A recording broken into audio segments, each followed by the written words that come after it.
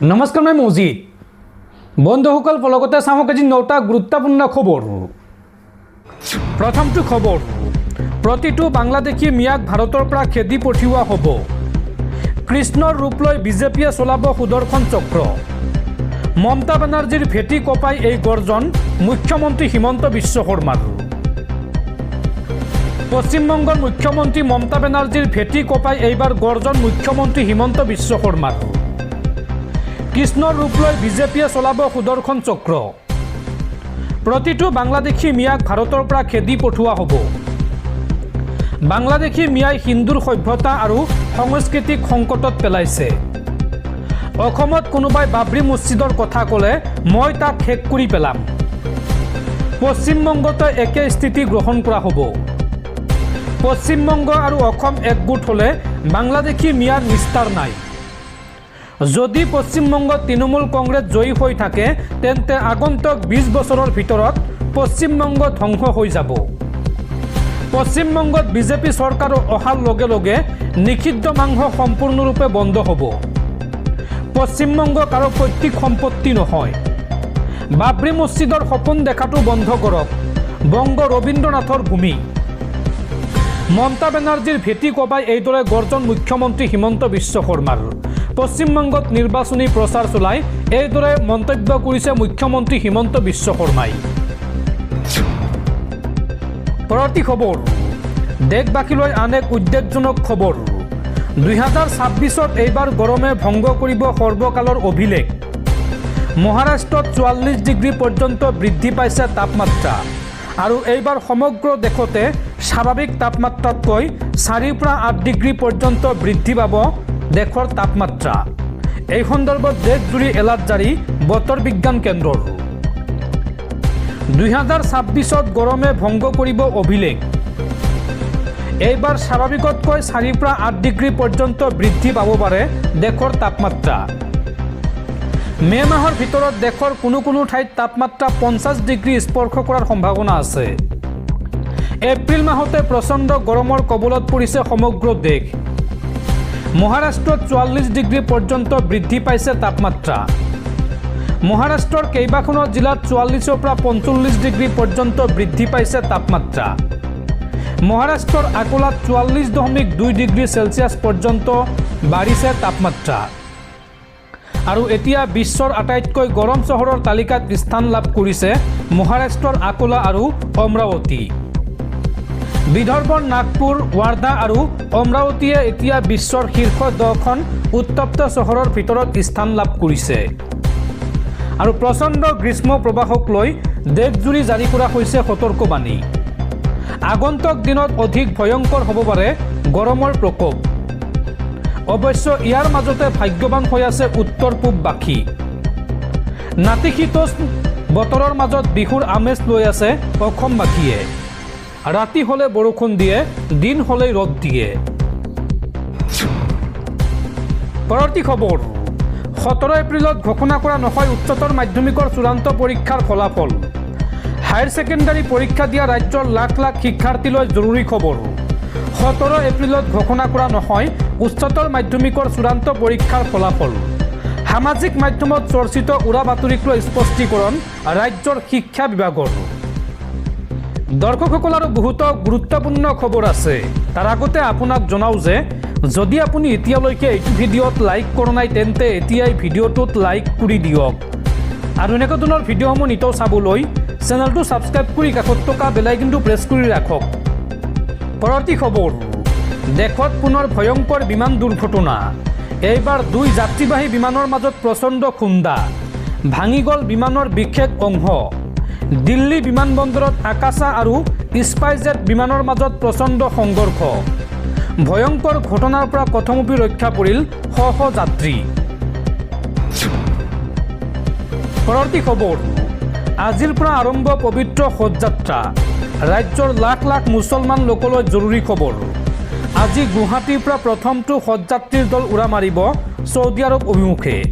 সাজু হৈছে উত্তৰ পূৰ্বাঞ্চলৰ 2596 গৰাকী হজযাত্ৰী। আৰু আজি সন্ধিয়া 6 বজাত হাজীসকলৰ কুশল মংগলৰ বাবে হ'ব সমূহীয়া দোৱা। পৰৱৰ্তী খবৰ, দেশবাসীলৈ বেয়া খবৰ, অৱনমিত হৈছে ভাৰতীয় অৰ্থনীতি। IMFৰ সূচাংকত বিশ্বৰ শ্ৰেষ্ঠ অৰ্থনীতিৰ শীৰ্ষ 5খন ৰাষ্ট্ৰৰ তালিকাৰ পৰা বাহিৰ হ'ল ভাৰতবৰ্ষ।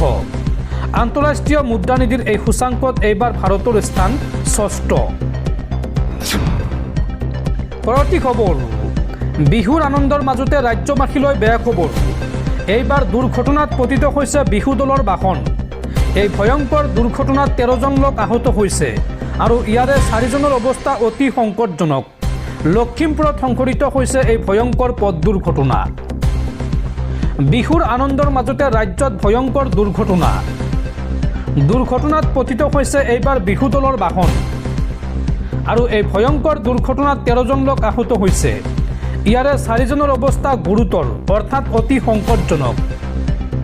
নিয়ন্ত্ৰণ হেৰুৱাই ৰাজপথত বাগৰি পৰে বিহু হুঁচৰি দলৰ বাহন আৰু আহতসকলক লখিমপুৰ মেডিকেল কলেজ হাস্পতালত ভৰ্তি কৰোৱা হৈছে।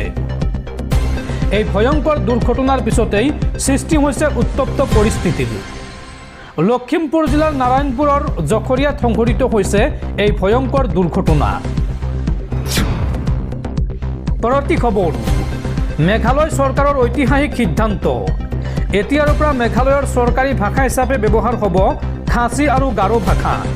মুখ্যমন্ত্ৰী কনৰাড চাংমাৰ অধ্যক্ষতাত অনুষ্ঠিত হোৱা কেবিনেট বৈঠকত লোৱা হৈছে এই বৃহৎ সিদ্ধান্ত। পৰৱৰ্তী খবৰ, ৰাষ্ট্ৰীয় স্বয়ংসেৱক সংঘ চমুকৈ RSSৰ 100 সংখ্যক প্ৰতিষ্ঠা দিৱস উপলক্ষে বিজ্ঞাপনৰ বাবদ কেন্দ্ৰীয় চৰকাৰৰ ৰাজকোষৰ পৰা ব্যয় হৈছে ৭৬,১৩,১২৯ টকা। বিভিন্ন বাতৰি কাকতত বিজ্ঞাপন প্ৰকাশন নামত এই ধন ব্যয় কৰিছে কেন্দ্ৰীয় চৰকাৰৰ সাংস্কৃতিক মন্ত্ৰালয়ে। তথ্য জনাৰ অধিকাৰ আইনৰ অধীনত অজয় বাসুদেৱ বসুৰ প্ৰশ্নত মন্ত্ৰালয়ে প্ৰকাশ কৰিছে এই তথ্য। পৰৱৰ্তী খবৰ, ভাৰতলৈ আহিব দক্ষিণ কোৰিয়াৰ ৰাষ্ট্ৰপতি। 19 এপ্ৰিলত 3দিনীয়া ভ্ৰমণসূচীৰে ভাৰতলৈ আহিব দক্ষিণ কোৰিয়াৰ ৰাষ্ট্ৰপতি লী জে মিউং। প্ৰধানমন্ত্ৰী মোদীৰ সৈতে গুৰুত্বপূৰ্ণ বৈঠকত মিলিত হ'ব দক্ষিণ কোৰিয়াৰ ৰাষ্ট্ৰপতিগৰাকী আৰু এই সময়ছোৱাত কেইবাখনো বুজাবুজি চুক্তিত স্বাক্ষৰ কৰাৰ সম্ভাৱনা আছে। প্ৰতিৰক্ষা আৰু বাণিজ্য সম্পৰ্ক অধিক শক্তিশালী কৰাৰ লক্ষ্য এই দুয়োখন দেশৰ। লগতে ৰাষ্ট্ৰপতি দ্ৰৌপদী মুৰ্মুকো সাক্ষাৎ কৰিব দক্ষিণ কোৰিয়াৰ ৰাষ্ট্ৰপতিগৰাকীয়ে। পৰৱৰ্তী খবৰ, প্ৰকৃত ভোটাৰৰ ভোট দিয়াৰ পূৰ্ণ অধিকাৰ আছে নিৰ্বাচনত। ভোটাৰ তালিকাৰ পৰা নাম কটা যোৱা ভোটাৰৰ বাবে ডাঙৰ খবৰ। ট্ৰিবিউনেলৰ পৰা ক্লিন চিট পোৱা লোকে দিব পাৰিব নিৰ্বাচনত ভোট। পশ্চিমবংগৰ নিৰ্বাচনৰ বাবে এই বৃহৎ ৰায়দান দেশৰ সৰ্বোচ্চ ন্যায়ালয়ৰ। ভোট দিয়াৰ পৰা কোনেও বঞ্চিত হ'ব নালাগে। সংবিধানৰ অনুচ্ছেদ 142 প্ৰয়োগ কৰি এই মন্তব্য দেশৰ সৰ্বোচ্চ ন্যায়ালয়ৰ। কোনো এজন প্ৰকৃত ভোটাৰ যাতে ভোট দিয়াৰ পৰা বঞ্চিত নহয়। পশ্চিমবংগত 34 লাখ লোকৰ নাম কটা যোৱাৰ পিছতে এই ভাষ্য সুপ্ৰিম কোৰ্টৰ। স্পেচিয়েল ট্ৰিবিউনেলে 21 এপ্ৰিলৰ ভিতৰত এই সন্দৰ্ভত ল'ব চূড়ান্ত সিদ্ধান্ত। তেওঁলোকে প্ৰকৃততে ভোট দিব পাৰিবনে নাই সেই সিদ্ধান্ত ল'ব ট্ৰিবিউনেলে আৰু ভোটদানৰ তাৰিখৰ পূৰ্বেই এই সন্দৰ্ভত সিদ্ধান্ত দিয়াৰ বাবে নিৰ্দেশ দিছে দেশৰ সুপ্ৰিম কোৰ্টে। এনেকুৱা ভোটাৰক লৈ বিশেষ তালিকা প্ৰস্তুত কৰাৰ বাবে নিৰ্দেশ দিছে দেশৰ সৰ্বোচ্চ ন্যায়ালয়ে। ট্ৰিবিউনেলৰ পৰা ক্লিন চিট লাভ কৰিলে নিৰ্বাচনত দিব পাৰিব ভোট। এই মন্তব্য দেশৰ উচ্চতম ন্যায়ালয়ৰ। পৰৱৰ্তী খবৰ, কথাৰ চাটুকাৰিতাৰে চলাইছিল চৰকাৰ। সাধাৰণ মানুহৰ হাহাকাৰ অৱস্থাৰ বিপৰীতে দুৰ্নীতিৰ অথাই সাগৰত ডুবিছে নেপাল। বলেনছা নেতৃত্বাধীন নতুন চৰকাৰে পূৰ্বৰ 7 গৰাকী প্ৰধানমন্ত্ৰীসহ 100 গৰাকী মন্ত্ৰীৰ পৰ্বতসম সম্পত্তিৰ তদন্তৰ নিৰ্দেশৰ পাছতে বহু নেতাৰ আত্মগোপন। দিল্লীৰ পৰা ডুবাই পৰ্যন্ত নেপালৰ ৰাজনীতিকৰ সম্পত্তিৰ সন্ধান। নেপালৰ নৱনিৰ্বাচিত প্ৰধানমন্ত্ৰী বলেনছাহে পূৰ্বৰ 7 গৰাকী প্ৰধানমন্ত্ৰী আৰু 100 গৰাকী মন্ত্ৰীৰ পৰ্বতসম সম্পত্তিৰ তদন্ত কৰিবলৈ নিৰ্দেশ দিছে। লগতে এই তদন্তৰ আওতাত আহিব পূৰ্বৰ বহু বিয়াগুম চৰকাৰী বিষয়াও। এই সন্দৰ্ভত এটা নতুন বিভাগ গঠন কৰিছে নেপালৰ নতুন চৰকাৰে আৰু তাৰ পিছতে আত্মগোপন কৰিছে বহু নেতাই আৰু নেপালত এতিয়া নতুন দিশৰ সূচনা হৈছে, নতুন যুগৰ আৰম্ভ হৈছে নেপালত।